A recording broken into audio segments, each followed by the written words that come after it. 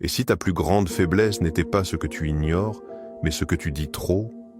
Nous vivons dans un monde où tout le monde parle, commente, se justifie, explique, expose sa vie comme une vitrine éclairée en permanence. Pourtant, plus tu parles, plus tu te disperses. Plus tu exposes ton énergie, plus elle se fragmente. Carl Jung l'avait compris. La véritable puissance ne s'agite pas, elle se concentre. Dans cette vidéo, nous allons explorer une vérité dérangeante, presque oubliée. Le silence n'est pas une absence, c'est une force. Une force psychologique, existentielle, intérieure. Si cette idée te parle, écris en commentaire « Je choisis la profondeur plutôt que le bruit ». Abonne-toi, aime cette vidéo et reste jusqu'à la fin, car une révélation silencieuse t'attend, une vérité que peu osent affronter et qui pourrait transformer ta manière d'exister. Carl Jung n'a jamais glorifié le silence comme une simple règle sociale ou morale. Il l'a compris comme un principe psychologique fondamental. Dans la tradition antique déjà, les stoïciens considéraient la parole comme une dépense d'énergie vitale et le silence comme une discipline intérieure. Mais Jung va plus loin. Pour lui, l'homme moderne est coupé de son inconscient et il parle pour éviter d'entendre ce qui murmure en lui. Le bruit extérieur sert souvent à couvrir le tumulte intérieur. Avec l'avènement des réseaux, de l'opinion permanente, de la réaction immédiate, nous avons confondu expression et profondeur. Cette connaissance s'est diluée parce que notre époque valorise la visibilité plus que la maîtrise de soi. Pourtant, derrière les blessures contemporaines, anxiété, perte de sens, besoin constant de validation, se cache une vérité oubliée. Celui qui apprend à se taire commence enfin à se rencontrer. Maintenant que le cadre est posé, nous allons descendre plus profondément. Il ne s'agit pas simplement de parler moins, mais de comprendre ce qui se joue derrière chaque mot prononcé. Car chaque parole est un mouvement d'énergie. Chaque silence est une décision intérieure. Et ce que tu vas découvrir pourrait bouleverser ta manière d'exister. Premier fondement. La parole comme dispersion d'énergie. Chaque fois que tu parles, tu projettes une partie de ton énergie vers l'extérieur. Cela semble anodin, presque naturel, mais psychologiquement, c'est un acte puissant. Lorsque tu racontes tes projets trop tôt, que tu exposes tes ambitions, que tu expliques tes intentions, tu libères une tension intérieure qui aurait pu devenir une force d'action. Jung observait que l'énergie psychique cherche toujours une direction. Si elle ne se transforme pas en acte, elle se dissipe en paroles. Tu as peut-être déjà remarqué ce phénomène, après avoir longuement expliqué un rêve ou un objectif, l'élan diminue. Comme si le simple fait d'en parler avait remplacé l'effort nécessaire pour le réaliser. Ce n'est pas de la superstition, c'est un mécanisme mental. Le cerveau enregistre la parole comme une forme d'accomplissement symbolique. En parlant, tu obtiens déjà une micro-satisfaction. Et cette satisfaction affaiblit la tension créatrice. L'homme puissant comprend cela intuitivement. Il garde ses intentions en gestation, il laisse ses projets mûrir dans le silence. Non par peur, mais par stratégie intérieure. Le silence devient alors un réservoir. Plus tu retiens, plus tu concentres. Plus tu concentres, plus ton action devient dense. L'excès de parole fragmente ton énergie en 1000 directions. Le silence la rassemble en un point unique. Et un point concentré possède plus de force qu'une énergie dispersée. Pose-toi cette question. Combien de fois as-tu parlé pour te soulager plutôt que pour agir? Cette prise de conscience est déjà le début d'un changement. Deuxième fondement. Le silence comme accumulation de force intérieure. Le silence n'est pas un vide. Il est une compression, une condensation invisible de puissance psychique. Lorsque tu choisis de ne pas parler, tu ne permets rien, tu retiens. Et ce que tu retiens se densifie en toi. Jung expliquait que l'énergie non exprimée ne disparaît pas. elle se transforme. Si tu ne la disperses pas en paroles inutiles, elle descend plus profondément dans ton être. Elle s'enracine. Elle devient présence.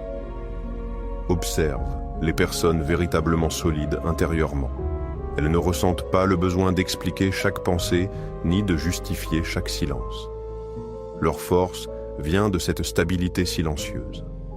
Elles ne cherchent pas à occuper l'espace sonore, elles occupent l'espace psychique. Et cela change tout, car lorsque tu parles moins, tu observes davantage. Lorsque tu observes davantage, tu comprends plus finement les dynamiques autour de toi. Le silence affine ton regard. Il te rend stratège. Il te rend maître de tes réactions. Il crée une distance entre l'impulsion et l'expression. Cette distance est un lieu de pouvoir. C'est dans cet espace que naît la maîtrise. Plus tu apprends à supporter le silence sans te sentir obligé de le combler, plus tu renforces ton centre intérieur.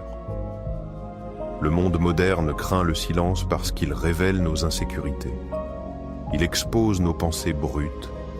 Il met à nu notre agitation. Mais si tu acceptes cette traversée, quelque chose change. Ton regard devient plus calme. Tes mots deviennent plus rares. Et parce qu'ils deviennent rares, ils deviennent lourds de sens. Le silence accumule une gravité intérieure. Et cette gravité attire naturellement le respect, pas par intimidation, par densité. La question est simple. Peux-tu supporter le silence sans chercher à te justifier? Troisième fondement. Le pouvoir psychologique du mystère. Plus tu parles, plus tu deviens prévisible. Et plus tu deviens prévisible, plus tu perds de l'influence.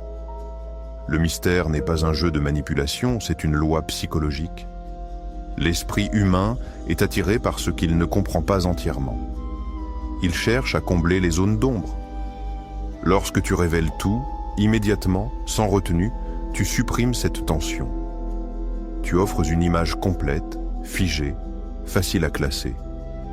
Jung savait que l'inconscient collectif fonctionne par symboles, par profondeur, par couches successives. Un être qui ne montre pas tout laisse une place à l'interprétation, et cette place crée de la gravité. Le mystère force les autres à réfléchir, à projeter, à imaginer, et celui qui stimule l'imagination des autres détient une forme subtile de pouvoir. Regarde autour de toi. Les personnes qui parlent peu sont souvent perçues comme plus profondes, parfois même plus intelligentes, même si ce n'est pas toujours objectivement le cas. Pourquoi? Parce que le silence crée un espace que l'autre remplit. Et dans cet espace, tu prends de l'ampleur. Mais attention, le mystère authentique ne vient pas d'une stratégie artificielle. Il naît d'une intériorité réelle. Si ton silence cache du vide, il sera perçu comme tel. Si ton silence repose sur une réflexion dense, il sera ressenti comme une présence magnétique. Le mystère véritable est une conséquence, pas une mise en scène. Il est le reflet d'une richesse intérieure non exposée. Demande-toi, dis-tu tout pour être compris, ou gardes-tu une part de toi intacte, non consommée par le regard des autres? C'est dans cette part préservée que réside une puissance que peu soupçonnent. Quatrième fondement. Le lien entre paroles excessives et besoin de validation. Parler trop est rarement un hasard. Derrière l'excès de mots se cache souvent une attente silencieuse. Être approuvé, être rassuré, être confirmé dans son existence. Lorsque tu expliques sans cesse tes choix, que tu racontes chaque détail de ta vie, que tu cherches l'accord immédiat, tu ne transmets pas seulement de l'information, tu demandes une validation. Jung observait que l'ego fragile a besoin de témoins permanents. Il veut être vu pour se sentir réel, mais plus tu cherches cette confirmation extérieure, plus tu deviens dépendant du regard des autres.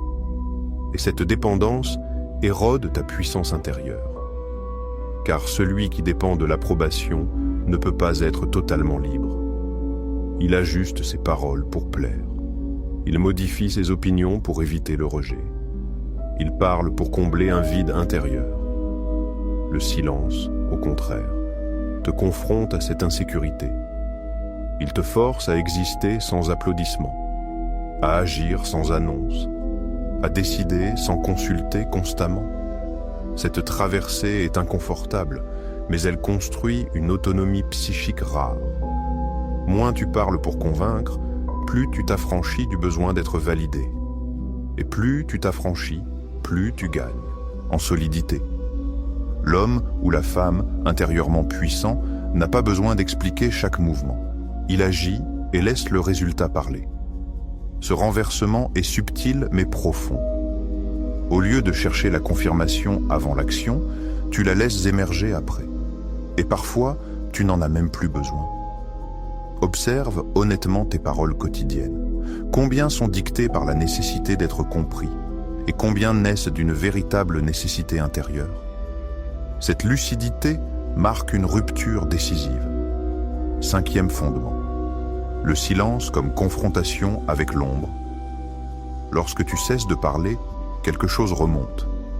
Un inconfort, une agitation, des pensées que tu évitais. C'est ici que le silence devient exigeant. Jung appelait l'ombre cette partie de nous que nous préférons ignorer, nos peurs, nos jalousies, nos frustrations, nos contradictions. La parole excessive sert souvent d'échappatoire. En parlant, tu détournes ton chimpanzé. Attention, tu remplis l'espace. Tu évites la confrontation intérieure. Mais lorsque le silence s'installe, il agit comme un miroir. Il ne distrait plus, il révèle.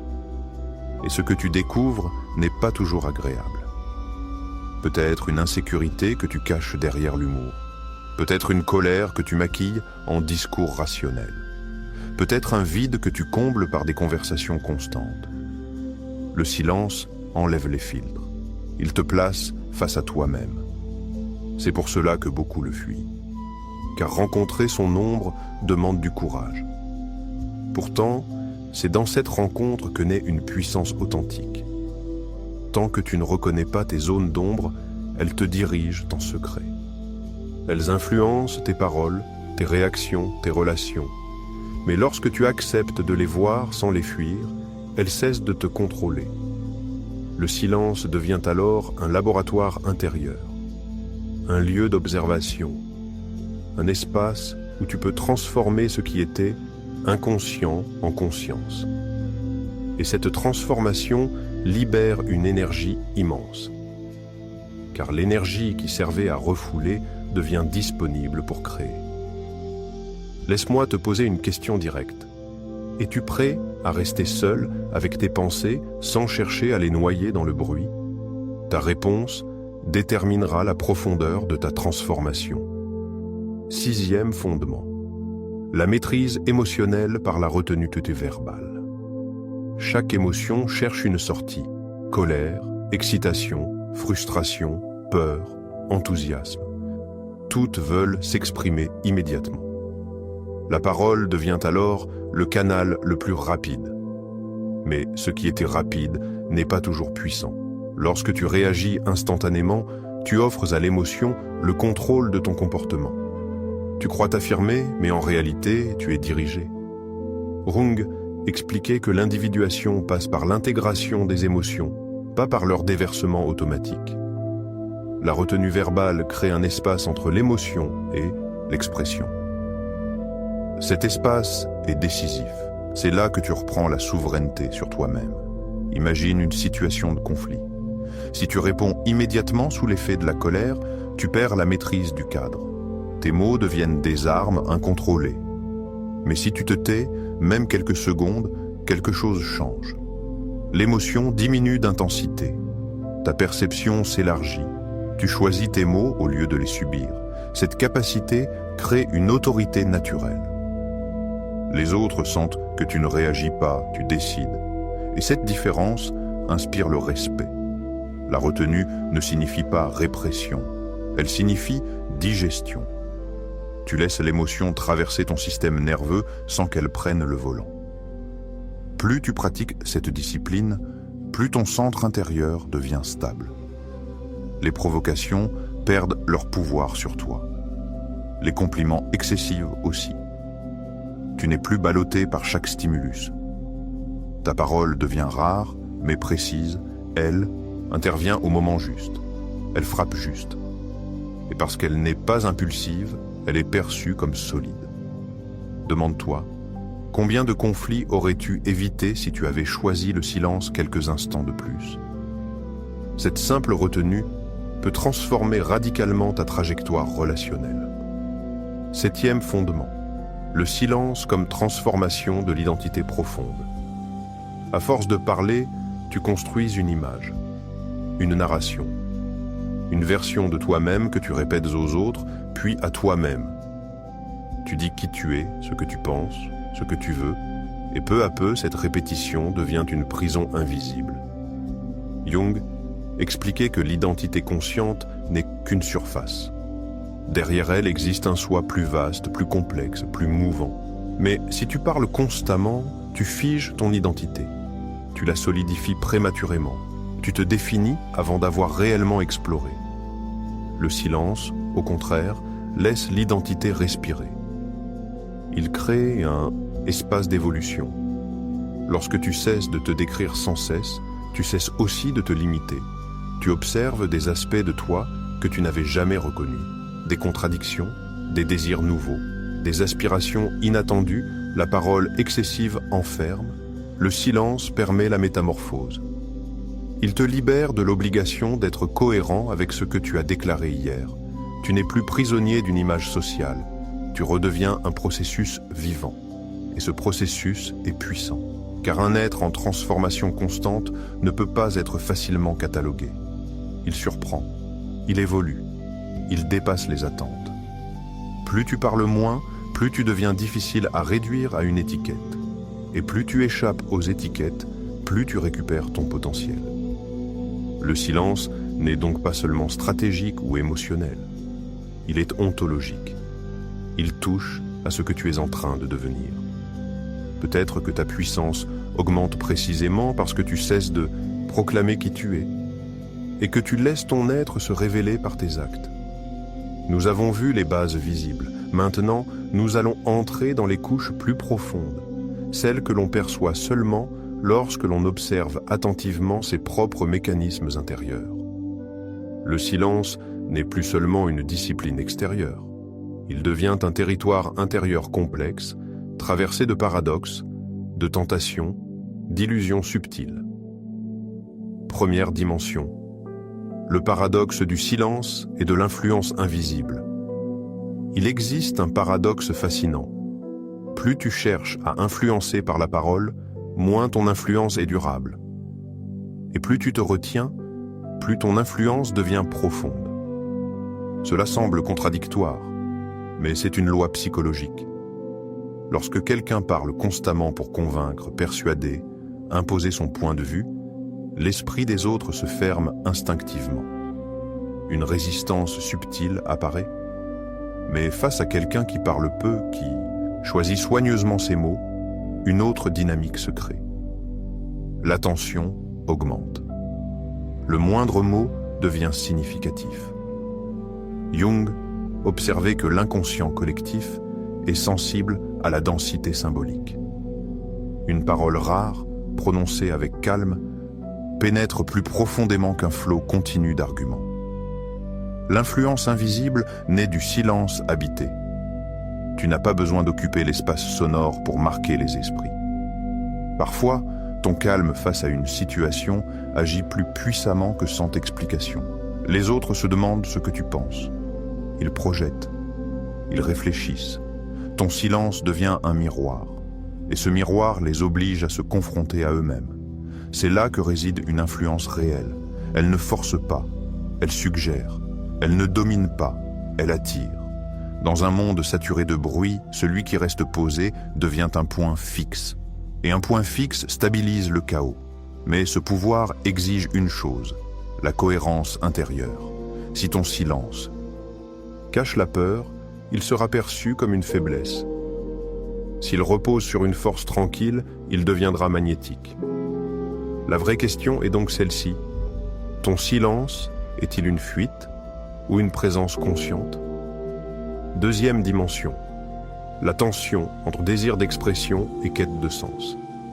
Il existe en toi une tension constante.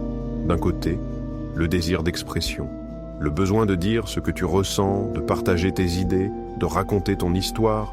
De l'autre, une quête plus profonde, celle du sens. Or, ces deux élans ne vont pas toujours dans la même direction. L'expression immédiate soulage, mais elle n'approfondit pas nécessairement. Elle libère une pression, mais elle ne garantit pas la compréhension. Jung savait que la psyché humaine est traversée par des forces opposées.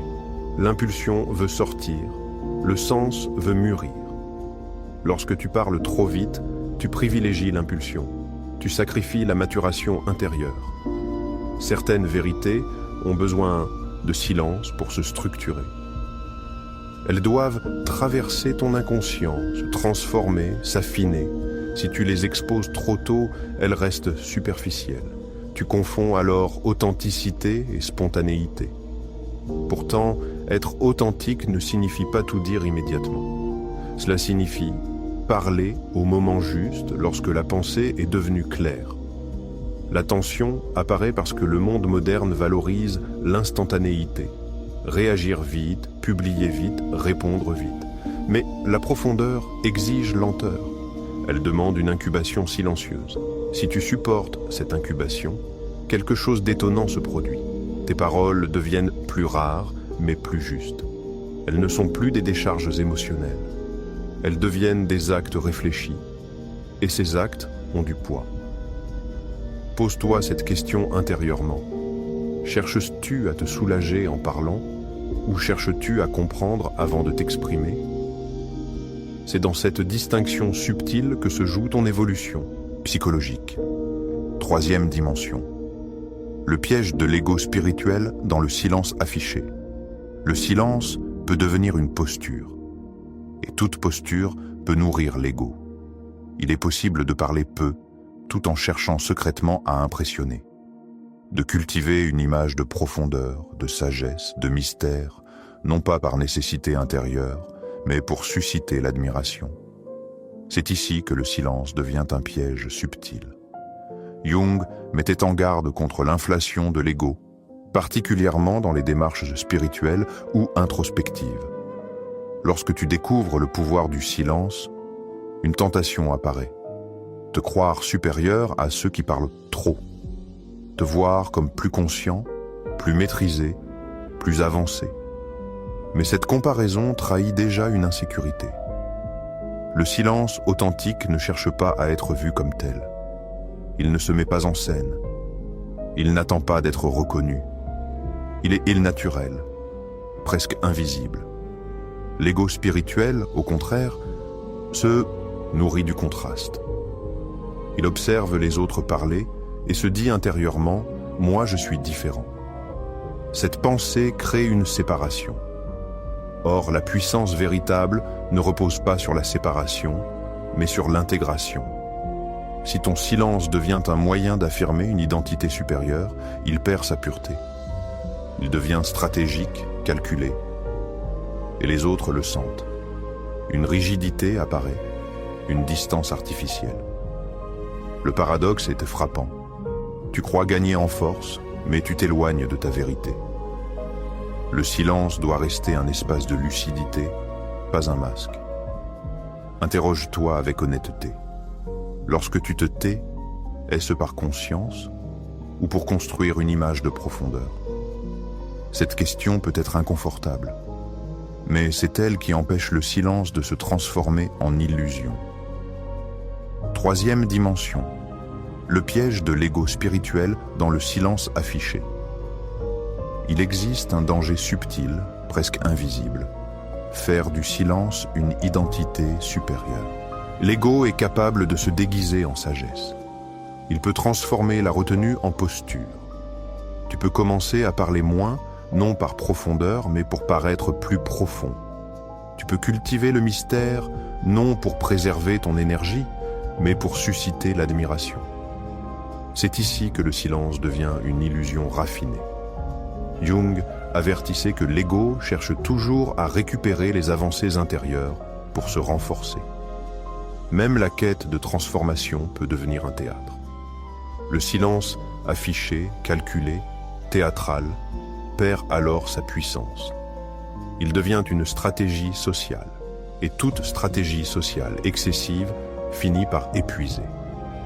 Le véritable silence ne cherche pas à impressionner. Il n'a pas besoin d'être remarqué. Il est naturel. Il est une conséquence d'une densité intérieure réelle. Lorsque tu n'as rien à prouver, tu n'as plus besoin d'occuper l'espace. Lorsque tu es aligné avec toi-même, tu ne cherches plus à créer une aura. Elle émane d'elle-même. L'ego spirituel est dangereux parce qu'il te fait croire que tu as dépassé ton besoin de reconnaissance, alors qu'il l'a simplement raffiné. Tu ne cherches plus l'approbation par le bruit, mais par la rareté. Tu ne parles plus pour convaincre, mais pour être perçu comme sage. Cette subtilité est difficile à voir en soi. Elle demande une honnêteté radicale. Demande-toi en silence, si personne ne remarquait ton calme, continuerais-tu à le cultiver ? Si ton silence ne produisait aucune admiration, resterait-il stable ? C'est dans cette sincérité que se mesure la profondeur réelle de ta transformation. Quatrième dimension, le silence face au chaos du monde moderne. Nous vivons dans une époque saturée d'opinions, d'indignations, de commentaires instantanés, de polémiques continues. Chaque événement exige une réaction.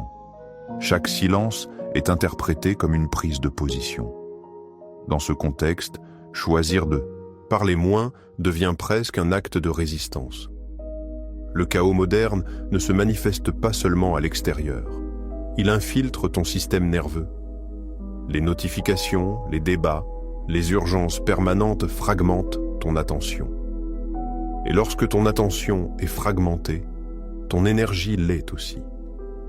Jung parlait déjà de la difficulté de l'homme moderne à rester centré face à la pression collective. Aujourd'hui, cette pression est démultipliée. Le silence devient alors un sanctuaire intérieur.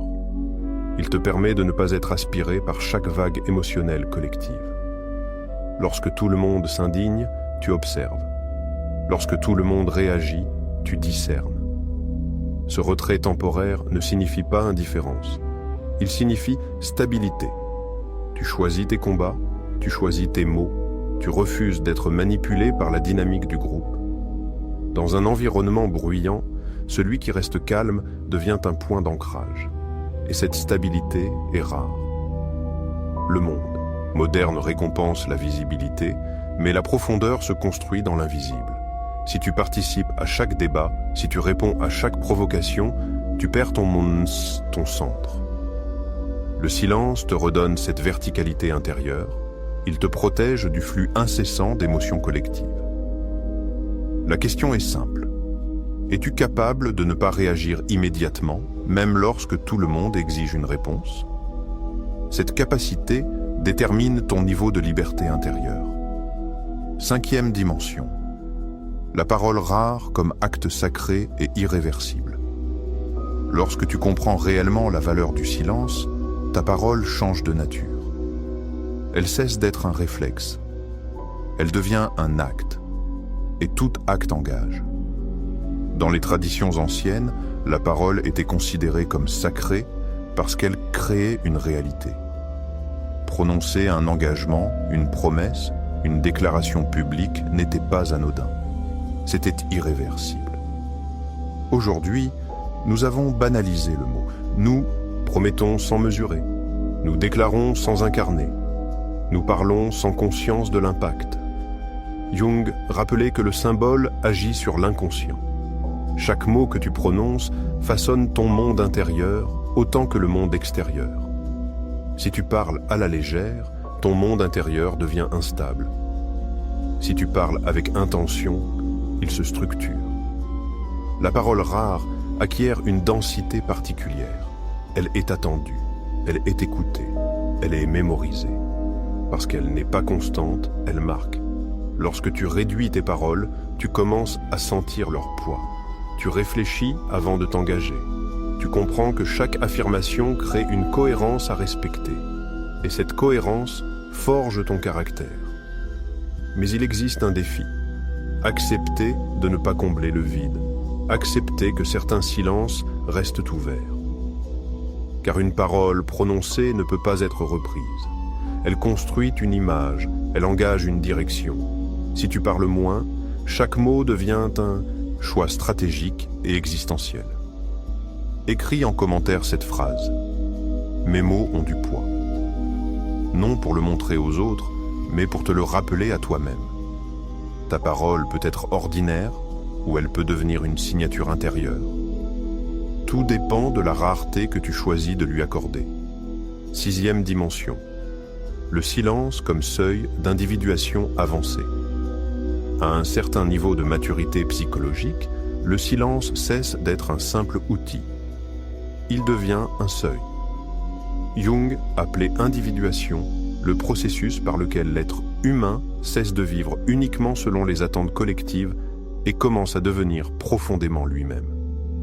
Ce passage exige un retrait intérieur.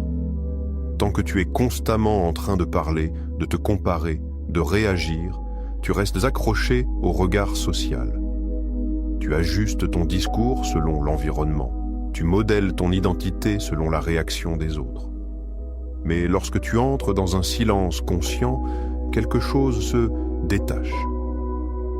Tu commences à entendre des voix plus profondes en toi, des aspirations qui ne correspondent pas toujours aux normes.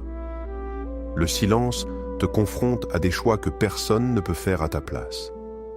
Il t'éloigne du bruit collectif pour te rapprocher de ton axe intérieur. C'est un seuil parce qu'il n'est pas confortable. Il implique une solitude partielle, une incompréhension possible. Les autres peuvent interpréter ton retrait comme une distance, voire une froideur. Mais en réalité, tu es en train de t'aligner. L'individuation demande du courage parce qu'elle te pousse à vivre selon ta vérité plutôt que selon l'approbation.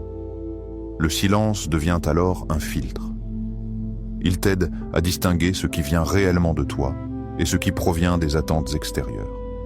Plus tu avances dans ce processus, plus tes paroles deviennent rares, mais cohérentes avec ton être profond.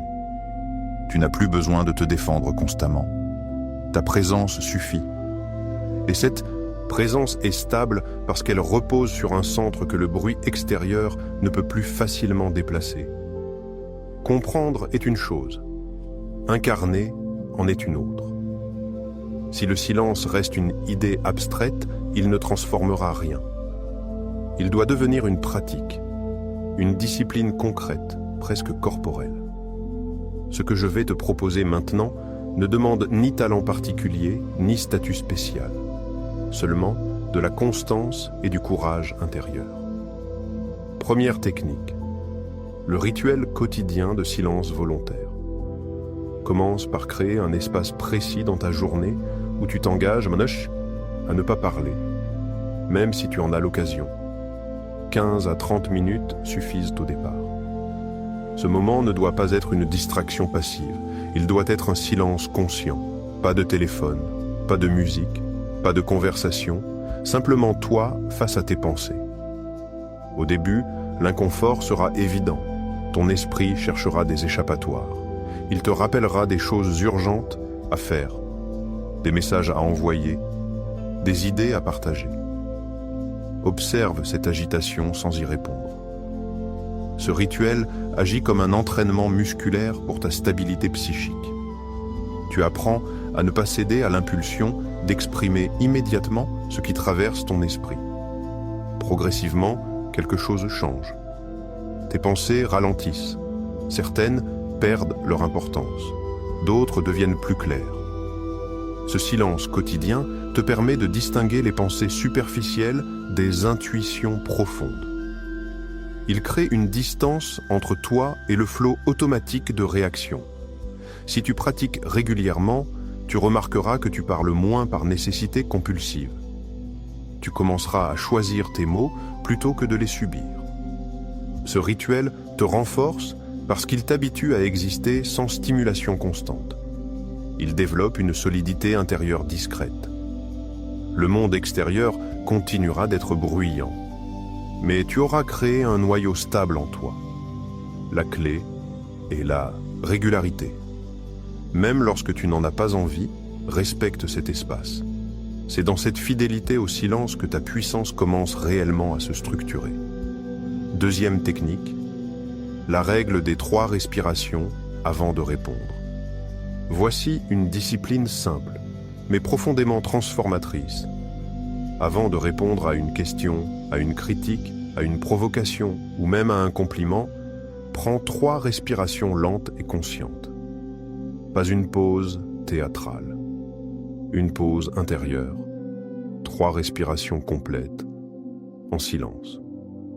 Ce court intervalle change tout. Dans ces quelques secondes, tu empêches l'émotion de dicter ta parole. Tu laisses le premier réflexe s'apaiser. Souvent, la première réponse qui monte n'est pas la plus juste, mais la plus impulsive. Elle est chargée d'ego, de défense ou de désir de plaire. Les 3 respirations créent une fracture dans l'automatisme. Elles te redonnent le contrôle. Elles te permettent d'observer ce qui se passe en toi avant d'ouvrir la bouche. Tu peux ressentir la colère sans la projeter. Tu peux accueillir l'enthousiasme sans le surjouer. Tu peux entendre la critique sans te précipiter dans la justification. Avec le temps, cette règle affine ton autorité intérieure. Les autres percevront une stabilité inhabituelle chez toi. Tes réponses seront plus courtes, mais plus claires, plus posées, plus précises. Et parce qu'elles ne seront pas immédiates, elles seront respectées. Cette pratique développe un espace entre stimulus et réponse. Et dans cet espace se trouve ta liberté. Au début, tu oublieras parfois. Tu réagiras comme avant. Ce n'est pas un échec. Reviens simplement à la règle dès que tu t'en souviens. 3 respirations. Rien de spectaculaire.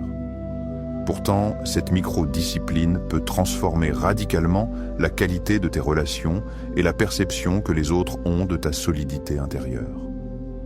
3e technique. La discipline de ne pas annoncer ses projets en gestation. Lorsque quelque chose de nouveau naît en toi, une idée, un projet, une ambition, une transformation personnelle, la tentation est forte de l'annoncer immédiatement. Tu ressens de l'enthousiasme, tu veux partager, tu veux être encouragé. Pourtant, cette annonce prématurée affaiblit souvent la puissance du projet. Comme nous l'avons vu, le cerveau enregistre la déclaration publique comme une forme d'accomplissement symbolique. Tu reçois des félicitations pour une action qui n'a pas encore eu lieu. Cette reconnaissance anticipée réduit la tension créatrice nécessaire à la réalisation. La discipline consiste donc à garder tes projets en incubation. Laisse-les mûrir en silence. Protège-les du regard extérieur jusqu'à ce qu'ils aient pris racine. Ce n'est pas de la méfiance, c'est une stratégie de consolidation. Lorsque tu exposes trop tôt une intention, tu t'exposes aussi aux doutes des autres, à leurs projections, à leurs peurs. Même inconsciemment, ces influences peuvent fragiliser ta détermination. En gardant le silence, tu permets à ton projet de se structurer intérieurement. Tu le testes en privé. Tu l'ajustes sans pression sociale.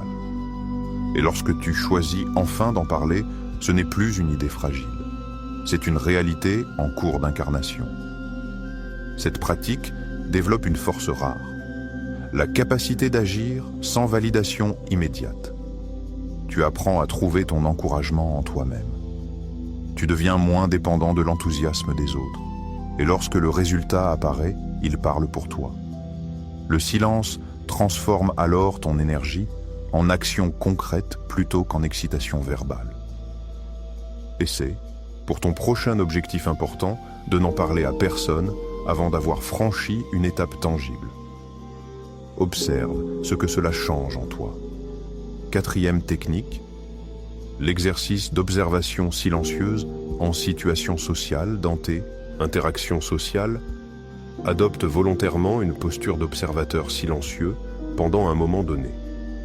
Pas par timidité, pas par retrait défensif, mais comme un entraînement conscient. Lorsque tu entres dans une réunion, une discussion entre amis ou un échange professionnel, donne-toi la mission de parler moins que d'habitude. Écoute attentivement. observe les dynamiques invisibles. Qui cherche l'attention? Qui parle pour combler un malaise? Qui change de ton selon l'interlocuteur? Qui impose subtilement son point de vue? Lorsque tu ne te précipites pas pour intervenir, tu commences à percevoir ces mécanismes avec une clarté nouvelle. Tu découvres que beaucoup de paroles sont des réactions émotionnelles déguisées en opinions. Tu comprends mieux les rapports de force. Cette posture renforce ta lucidité sociale. Elle t'empêche d'être aspiré par l'énergie collective. Tu choisis le moment où tu interviens. Et lorsque tu le fais, ton intervention est plus structurée, plus pertinente. Les autres sentent que tu as observé avant de parler. Cette qualité donne du poids à ta présence. Au début, tu peux ressentir une légère tension intérieure, comme si tu manquais une occasion de te montrer. C'est l'ego qui réclame sa part d'espace. Résiste doucement à cette impulsion, tu n'as rien à prouver dans chaque conversation. L'exercice développe ta patience, ton discernement et ton influence discrète. Progressivement, tu verras que le simple fait d'écouter en profondeur te donne une longueur d'avance. Tu deviens stratège au lieu d'être réactif. Et cette position transforme la manière dont les autres te perçoivent, moins bruyant mais plus solide. 5e technique, le journal de confrontation avec l'ombre. Si tu parles moins à l'extérieur, quelque chose va s'intensifier à l'intérieur. Des pensées plus crues, des jugements que tu n'oses pas formuler, des peurs que tu recouvrais par la conversation. Pour ne pas fuir cette matière intérieure, prends un carnet et écris, sans filtre, ce qui traverse ton esprit lorsque tu es seul. Pas pour publier, pas pour impressionner, pour voir. Le journal devient un espace où tu peux dire ce que tu refuses de dire à voix haute. Tu y déposes ta colère, ton envie, ta jalousie, ta honte, tes contradictions. Tu écris jusqu'à ce que la charge émotionnelle baisse. Cet exercice évite que le silence ne devienne une répression. Il transforme le silence en intégration. Rung insistait sur la nécessité de rendre l'inconscient conscient. Si tu ne le fais pas volontairement, il s'exprimera indirectement, dans des paroles impulsives ou des réactions disproportionnées. Le journal agit comme un sas de décompression intérieure. Tu observes tes zones d'ombre sans les projeter sur les autres. Avec le temps, tu remarqueras des schémas, des répétitions, des déclencheurs émotionnels. Cette lucidité te donne un avantage immense. Tu ne seras plus surpris par toi-même. Et lorsque tu parles, ce sera avec plus de clarté, car tu connaîtras les forces qui t'habitent. Cet exercice demande honnêteté et régularité. Même si ce que tu écris te dérange, continue. Le but n'est pas d'être noble, mais d'être lucide. Et la lucidité est une forme de puissance silencieuse. 6e technique, le jeûne verbal stratégique sur une période définie. Pour intégrer profondément cette transformation, expérimente un jeûne verbal partiel sur une période déterminée. Choisis une journée ou même quelques heures précises durant lesquelles tu t'engages d'oublier à ne parler que si c'est absolument nécessaire. Pas de commentaires inutiles, pas d'opinions spontanées, pas d'explications superflues. Tu répondras uniquement lorsque cela est utile, clair et indispensable. Cette pratique agit comme un choc révélateur. Tu découvriras à quel point beaucoup de tes paroles sont automatiques. Tu sentiras l'impulsion monter, l'envie d'ajouter une remarque, de corriger quelqu'un, de raconter une anecdote, et tu choisiras consciemment de ne pas le faire. Ce choix développe une maîtrise intérieure inhabituelle. Le jeûne verbal ne consiste pas à devenir froid ou distant. Il consiste à redevenir conscient de chaque mot. Rapidement, tu percevras une économie d'énergie. Moins de fatigue sociale, moins de dispersion mentale. Ton attention se redirige vers l'observation, vers la réflexion, vers la présence. Tu remarqueras aussi les réactions des autres. Certains chercheront à combler ton silence. D'autres deviendront plus attentifs à tes rares interventions. Cette expérience t'enseigne une vérité fondamentale. Tu n'as pas besoin d'occuper l'espace pour exister. Ta valeur ne dépend pas du volume de tes paroles. Après cette période, lorsque tu recommenceras à parler normalement, quelque chose aura changé. Tu ne parleras plus pour remplir le vide. Tu parleras pour apporter quelque chose. Et cette différence, même subtile, transforme profondément ton autorité intérieure et la perception que les autres ont de toi. Tu l'as vu. Parler moins n'est pas une posture sociale, ni une règle morale figée. C'est un déplacement intérieur. Chaque mot retenu avec conscience devient une énergie préservée. Chaque silence assumé devient un espace de maturation. Nous avons exploré comment la parole peut disperser ton énergie, comment le silence peut la concentrer, comment le mystère renforce ta présence, comment l'excès de mots trahit souvent un besoin de validation, comment le silence te confronte à ton ombre et comment il transforme ton identité en profondeur. Nous avons plongé dans les paradoxes plus subtils, l'influence invisible, la tension entre expression et sens, le piège d'un ego spirituel raffiné, la résistance face au chaos moderne, la parole comme acte sacré et le silence comme seuil d'individuation. Puis nous avons traduit ces compréhensions en pratiques concrètes parce qu'une vérité non incarnée reste stérile. Ce que tu dois comprendre maintenant est simple et radical. Le silence n'est pas un manque. Il est une accumulation. Il est un creuset. Il est un espace où ton énergie cesse de se fragmenter et commence à se structurer. Plus tu parles moins, plus tu récupères des fragments de toi-même que tu avais dispersés dans les regards, dans les réactions, dans les justifications permanentes. Le silence te rend moins prévisible, plus dense, plus stable. Il te libère du besoin d'expliquer constamment ton existence. Il te permet d'agir avant de déclarer, de ressentir avant de réagir, de comprendre avant d'affirmer. Mais cette voie n'est pas confortable.